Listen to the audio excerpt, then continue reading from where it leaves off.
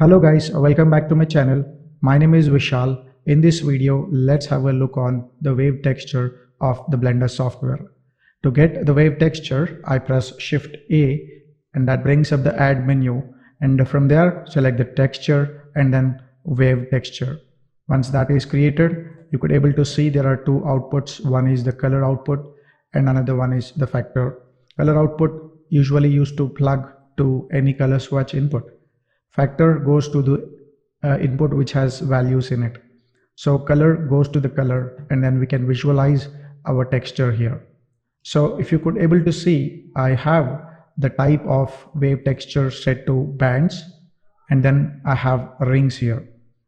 So starting with bands, I could able to see this band-like pattern forming, and this band pattern is forming only in one direction, that is in the X, because my direction has been set to X.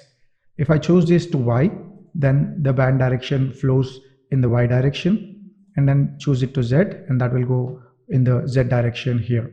So that sets up the direction. The last option what we have is the diagonal, and you get the diagonal pattern, and you should be able to see the diagonal pattern happening in all the planes of the cube. You could see the plane facing in the Z axis, plane facing in the X axis, and Y axis got that diagonal pattern. If I choose the X is only visible on the X planes, and you should be able to see there are no bands on this direction, so it's not respecting all the planes, while the diagonal is seen on all the planes here. So that's bands for you. And we have the interpolation. And what is interpolation here? So I'll just open up the Paint application and then just try to demonstrate that. Okay, there are sine, saw, and triangle type of interpolations. So I'll just take a line and then just draw this way. I'm trying to represent the 0 and the 1 value here, and then immediately I just add a line here. So what you're seeing is the value of 0 to 1, and suddenly switching to 0 to 1, then 0 to 1. So this is looking like a saw blade, that's why it is saw. We have another type which is the sine. A sine wave is a very popular curve pattern. So sine wave is basically a wave which happens between 0 to 1 like that, and then 1 to 0, 0 to 1, 1 to 0. So this is the sine wave. And then we have the triangle pattern where 0 to 1 and 1 to 0. So this is the triangle pattern. So if you are in the sine wave, you should be able to see the black gradation is like going to 1 and then black 0, then white 1, then black 0. So that's how the color blending is happening between these two. Whereas the saw is like 0 to 1, and suddenly it becomes 0 to 1 again, 0 to 1. While triangle is like this, so 0 to 1, 1 to 0, 0 to 1, and this is how these values are basically spread across this texture. I mean the white represents the 1 value and black represents the 0 value. So if you could able to keep this into any of these textures and then explore the options below. We have the scale, which controls the size of the texture. So I'll put back the value to 5, and increasing this will scale down completely. So we have distortion.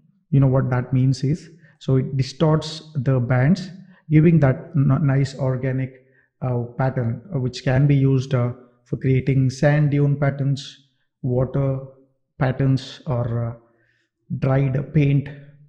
Generally when you just make the paint flow on the floor and then use a blower, and then you get that rippling patterns. You can use it for veins in the wooden log, or it can be used in the bark texture also. So there are numerous places where I could generally visualize this pattern. So distortion distorts your texture, and when I distort it way too much, you don't see that vertical or the straight lined patterns there. Then we have detail, which is basically, as you could see, detail value. As I increase it, I could see more high frequency texture forming here. And then we got the scale of that particular detail. We can reduce the scale and then increase the scale however it is. Then we got the roughness, which again makes it more high frequent texture to a no frequency noise pattern. So these three layered control can be seen for getting more control over this roughness, this distortion what we are getting. If I put the distortion value to 0, then you should able to see this texture is not really visible. So play with these values and see where you can generally use it. Then we got the offset, which can be used to animate this texture. So you can just click and drag and you should able to see it nicely travels that way. So if you want to get that animation flowing, then you can play with the phase offset. So I'll switch off the distortion value back to 0 and then change my texture back to the rings type. Now I should able to see when I set the rings are formed on the X plane because I've chosen that to X plane here. Then if I choose the Y, the rings will form on the Y plane. And then if I choose this to Z, the rings will form on the Z plane. So the other sides you don't see the rings, you see only straight lines, which are where the rings are cut, that projected lines are going down. So you can choose any direction here and it will be greatly used to make that nicely chopped wooden logs or sliced wooden logs into long cubes. So there you could see these kind of vein patterns forming. As I told, I could slightly give that grain texture and start playing with all that details. We also have a spherical, which is basically showing up this vein pattern on 3 planes. Like while I was using bands, diagonal was showing on 3 planes. In rings, to show the rings on 3 planes of the model, you need to choose the spherical.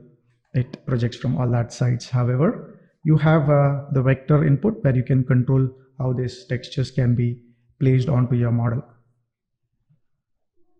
So if you got any questions or if you got any case studies or any specific cases where you could generally use this wave texture, and if you like this video, hit the like button and subscribe my channel. Thank you very much.